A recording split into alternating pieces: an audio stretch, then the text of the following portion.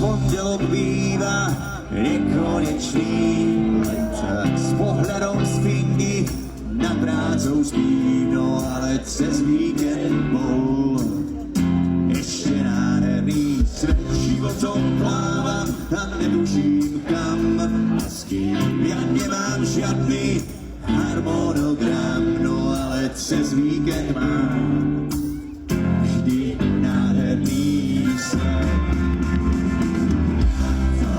Podvečer si zresetujem hlavu, možno, že tak nájdem aj myšlenku zdravú.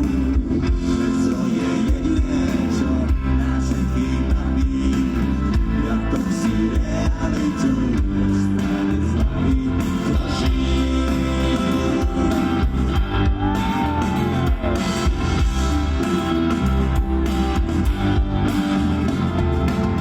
To predsa nie som skutočne ja, a to ten, čo